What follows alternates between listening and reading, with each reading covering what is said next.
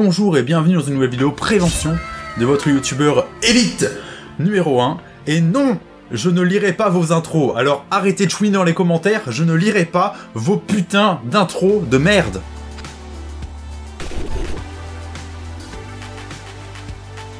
D'ailleurs, c'est la première vidéo qui sera montée sur mon nouveau PC, alors attendez-vous à un montage de qualité niveau seigneur. Ça va vous laisser bouche bée. 1500 € sont partis dans cette blague, yes. Ok, donc on va pouvoir commencer la vidéo. Vous l'avez deviné grâce au titre, on va parler de quelqu'un que vous connaissez très probablement. Vous allez bien, vous vous souvenez, je vous ai parlé de BKR Trading. On va donc introduire la vidéo avec Pascal le grand frère. J'avais le choix entre lui, ou alors Rasmo qui fait de la promotion pour la chirurgie esthétique, ou alors Maxime Sky qui place un service d'appel surtaxé un peu à la Miss Bongo. Secret plus vos noms Instagram au 83777 et Bob ils vont répondre direct. Je vous vois, c'est trop marrant. J'étais trop choqué. Bon bah pas de chance, on va commencer par Pascal qui nous fait un placement de produit pour un trader. Ouais. Le trading, yes. Il forme au trading pour 0 €, donc si vous n'y connaissez rien, bah, n'hésitez pas, rajoutez-le. Il va vous former, il y a plus de 10 personnes qui travaillent pour lui. Donc tout le monde en parle sur Snap en ce moment. Donc c'est le numéro 1 dans son domaine. Ok, donc visiblement le trader numéro 1 en France fait sa pub via Snap. Ouais, tu sens de base que quand un produit se vend sur Snap avec des stars de la télé-réalité, c'est pas net. Bon, vu qu'on va parler d'un trader, je vais mettre mes lunettes pour paraître un petit peu intelligent à côté de lui parce que je pense que sinon je vais perdre un petit peu en ego. Bonjour à tous les amis, ce week-end il n'y a pas d'investissement. Bon bah j'ai pas besoin de lunettes finalement, pas besoin d'être intelligent à côté de lui. On est actuellement sur le premier trader au monde qui décide que pendant 3 jours, il y aura pas de bons investissements à faire. Je m'y connais pas beaucoup en trading, mais me dire que le marché va se figer pendant 3 jours, j'y crois pas trop. Alors bon, on va pas passer 10 minutes sur cette merde, je vais imiter la voix de chez Chounet et on va régler ça en 2-2. Alors, comme ça, Pascal le grand frère s'intéresse au trading? Ça tombe bien, moi aussi. Alors allons sur ton site bkrtrading.fr. Ah, disclaimer, investissez ce que vous pouvez perdre et blablabla, on a compris. Bon, il va démarrer ce site. Tout ça pour un bienvenue au pluriel. Je suis tout seul derrière mon ordi. Attendez, qu'est-ce que ça fout là, un onglet Snapchat? C'est un blog ou c'est un site de trading? Bon, a priori, ils font de l'actualité, alors on va aller voir. Ah d'accord. Ah d'accord, c'est même pas leur site.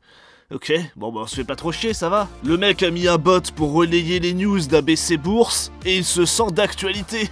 Et bordel, il propose de passer par eToro, qui est un des pires sites de trading, que ce soit en termes de frais, ou pour retirer ses gains. Ensuite, le mec est tellement riche et réussit tellement dans la vie, qu'il vous propose de devenir VIP pour 75 €.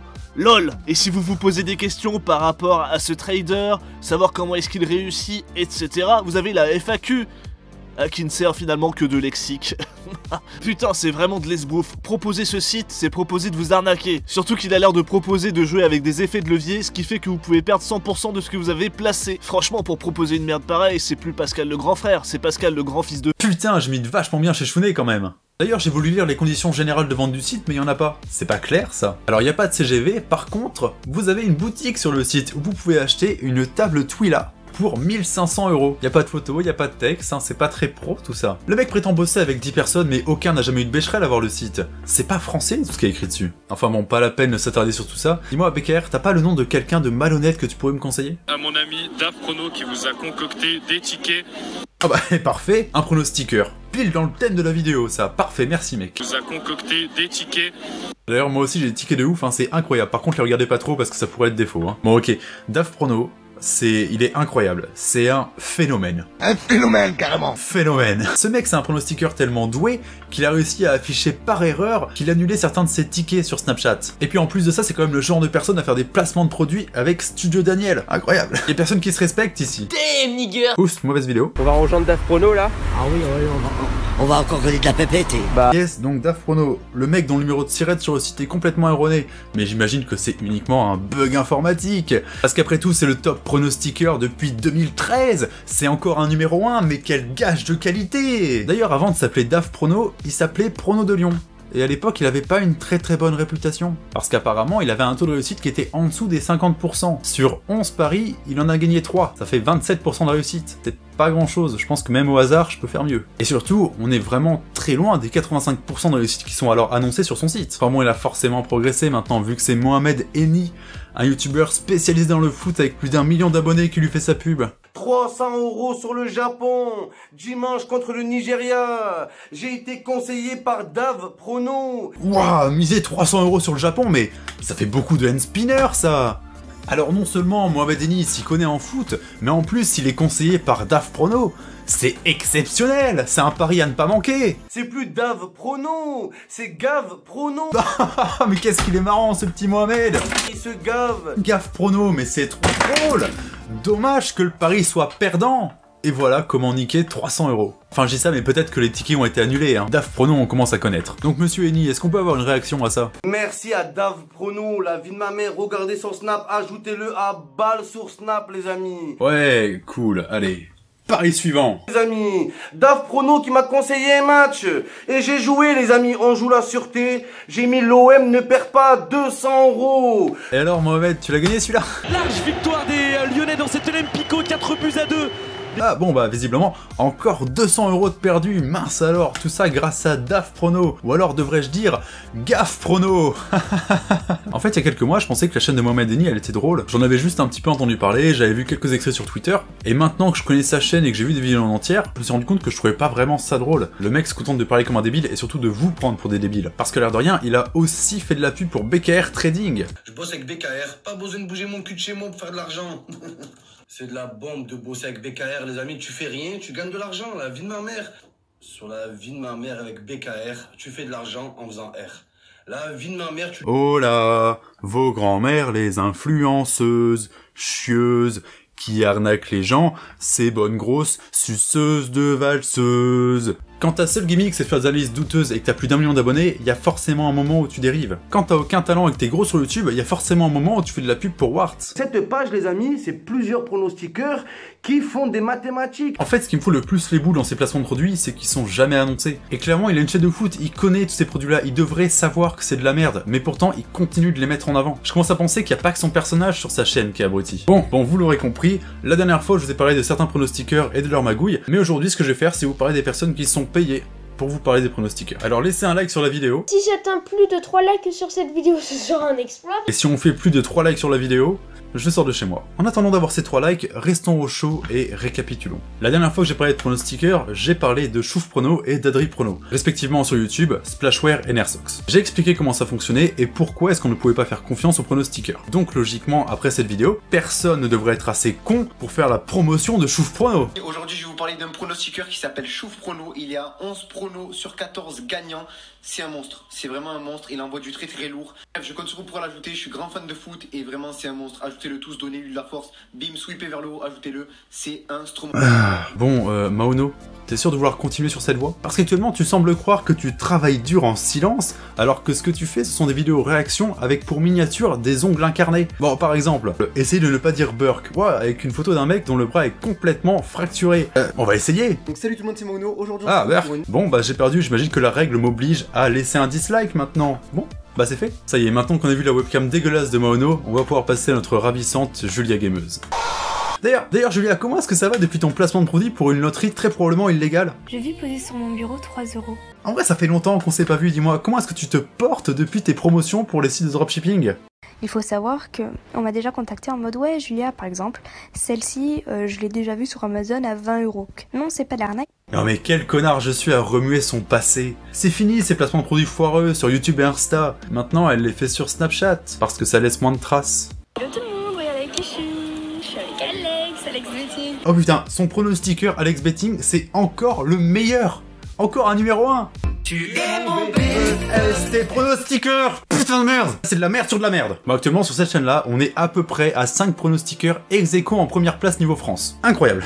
Aussi je veux être le premier à le dire, je suis le youtubeur élite numéro 1 en France. Je suis le meilleur youtubeur prévention élite en France. Je suis même le meilleur youtubeur de France parce que chez les pronostiqueurs, ce genre de titre, c'est le premier qui le dit qu'il l'a. En vrai, il y a un truc que j'ai pas vraiment abordé, c'est que ce genre de placement de produit sur Snapchat, c'est vraiment ultra malsain. Non seulement j'ai jamais vu personne annoncer que c'était un placement de produit sur Snapchat, mais j'ai jamais vu non plus personne admettre qu'il lisait un texte. Et pourtant c'est le cas, soit la story Snap elle est scénarisée, soit elle est scriptée. Si on se réfère au texte qu'envoyait Chouf Prono pour faire la promotion de ses services, il essayait de contrôler chaque aspect de la story. Chaque remarque dans la story devait être positive. Et pire, il demandait même une dédicace dans laquelle la personne approuvait les services. Et là, c'est carrément dangereux pour les personnes qui font la promotion des pronostiqueurs. Dernièrement, il y a l'Argel, l'autorité de régulation des jeux en ligne, qui a tenu à avertir les sites comme Winamax pour protéger les consommateurs. Donc quelques semaines après ma vidéo sur les pronostiqueurs, l'autorité se réveille et décide d'avertir les bookmakers concernant les pronostiqueurs. Coïncidence? Ouais, sûrement. En fait, là c'est l'instant chiant où je vais vous parler du code de la consommation parce que tout vient de là. Si on se réfère à l'article L121 du code de la consommation, on peut lire « Sont réputées trompeuses les pratiques commerciales qui ont pour objet d'affirmer d'un produit ou d'un service qu'il augmente les chances de gagner au jeu de hasard ». Alors on est d'accord, je suis pas avocat, et j'aime pas trop citer la loi comme ça, mais j'ai vraiment l'impression que ça définit l'activité commerciale des pronostiqueurs comme étant trompeuse. Et faire la promotion d'un service qui est trompeur, je suis pas sûr que ça passe non plus. Enfin bon, on a juste à voir comment réagit Julia. Je comprends rien de ce qu'il fait. Là, c'est son ordi. Voilà.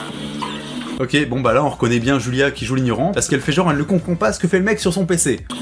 En tant que pronostiqueur, ce qu'il peut faire, c'est soit se renseigner sur l'actualité du foot, soit modifier son historique. Alors voir Julia qui fait genre qu'elle ne comprend pas parce que ouah, c'est trop compliqué, mais putain meuf, mais t'es pas si débile que ça quand même. Je comprends rien de ce qu'il fait. Julia, faut que tu gardes ta prétention à être naïf pour plus tard, pour quand les gens t'en voudront et que tu feras semblant de pas comprendre tout en t'excusant. Là c'est trop tôt Julia pour rien comprendre. En vrai ça fait au moins 3 fois que tu fais des placements de produits de merde, mais purement de la merde à tes abonnés. Quand est-ce que tu vas comprendre? J'ai dit genre 2-1 pour Manchester. Bah, je peux jamais dire que Paris gagne. Prono que tu pensais sur PSG, Manchester United ce soir, tu m'as dit n'importe quoi d'ailleurs. Ok, bon on va pas tarder à en finir, mais j'aimerais que vous reteniez ça. Julia voulait miser pour une victoire du Manchester United avec 2-1 contre le PSG. Et Alex Betting UK, son pronostiqueur, lui a dit que c'était n'importe quoi d'ailleurs. Tu m'as dit n'importe quoi d'ailleurs. Il faut savoir que sur son site, lui, il a parié pour une victoire du PSG ou un match nul. Et ça, c'est un pronostic qui est beaucoup moins couillu que celui de Julia. Mais juste avant de vérifier le résultat du match, j'aimerais poser quelques questions à Alex. Dis-moi Alex, tu fais souvent des concours foireux sur Snap pour avoir des bons commentaires sous tes vidéos? Parce que ça, c'est tout sauf honnête comme technique. Et puis pourquoi faut un préavis de 15 jours pour pouvoir se désabonner de ton service? C'est limite du vol. Et je doute que t'aies envie d'aborder le sujet, mais est-ce qu'on en parle de ton bilan février-mars? Parce que t'as quand même fini avec un résultat négatif à moins 265 €. On va peut-être éviter d'en parler de ça. Moi j'aimerais juste savoir qui c'est qui a gagné les 500 € de PCF Card sur ton Snap la dernière fois. Parce que 500 € c'est quand même une belle somme d'avoir des belles preuves avec tout ça. Pour être franc, je m'attends pas à beaucoup de réponses. Déjà s'il répond à une, ça vaudra pas grand chose mais ça sera déjà ça. Étape 1. Étape 1. Rendez-vous sur Google. Voilà, tout simplement. Et on va sur Alex Betting UK. Ouais, puis bon, le reste du Snap c'est juste une explication sur comment s'inscrire à son service. Pas vraiment intéressant, on s'en bat les couilles. Alors on va retourner à nos pronostics. Pour le rappel, Julia a misé sur une victoire de Manchester United, alors qu'Alex, pensant qu'elle disait n'importe quoi, a misé sur le PSG. Je tiens à préciser que Julia n'y connaît rien en foot. Alors qui c'est qui a raison? La personne qui n'y connaît rien en foot et qui donne un résultat au hasard, ou alors le pronostiqueur numéro 1 de France? Le ciel vient de tomber sur la tête du Paris Saint-Germain. Bah oui, hein, c'est Manchester qui a gagné et c'est Julia qui avait raison. D'ailleurs, de ma bonté, je vais adresser un message aux youtubeurs qui regardent la vidéo et qui se sentiraient concernés. Si vous faites la promotion de pronostiqueurs, si vous faites des placements pour le dropshipping ou pour des sites comme Drakemall, parce que votre agent vous propose ce genre de placement, dans ce cas-là, virez-le. C'est un trou du cul. Si votre agent, que vous payez, vous propose ce genre de merde, c'est qu'il en a rien à foutre de votre image ou de ce que vous faites. Et je vais le dire une deuxième fois, c'est quelqu'un qui travaille pour vous, alors virez-le. Et si jamais c'est vous qui acceptez par vous-même de faire ce genre de placement, vous êtes un abruti. Bon, ce que je remarque surtout, c'est que Julia ne semble pas comprendre ce que je veux lui dire à travers mes vidéos. Donc, je vais la retrouver, et je vais lui expliquer en face. Souvenez-vous, l'année dernière, en cherchant la mère de Tarek, je suis arrivé à la conclusion qu'il s'agissait de Julia Gameuse. C'est effrayant. La mère de Tarek a fait tomber son portefeuille, regardez, je vais vous montrer. Voilà, il y a plein de billets là-dedans, il y a plein de billets. Oh merde les gars, je crois qu'on a fait une découverte assez incroyable. Il semblerait que la mère de Tarek, ce soit Julia Gameuse les gars. Depuis 2 ans, je fais des recherches. J'analyse des témoignages. Je suis des pistes. Je lèche des preuves.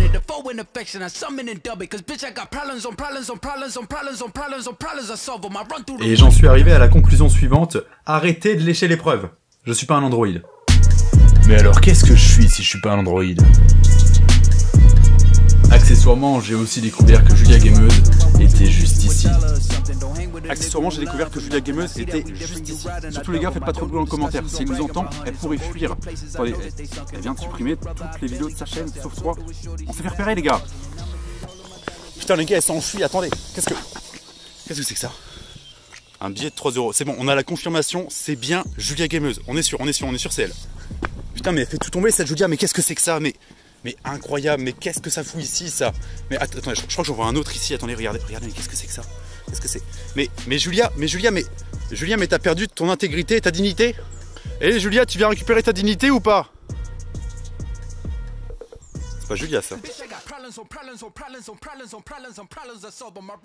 J'espère en tout cas que la vidéo vous aura plu, et si jamais c'est le cas, n'hésitez pas à laisser un like et à vous abonner. Pour plus d'informations sur ce sujet, n'hésitez pas à aller voir la vidéo où je montre où se situe l'arnaque de beaucoup de pronostiqueurs. Voilà, je vous mets le lien à l'écran. Allez, à plus. Julia, reviens.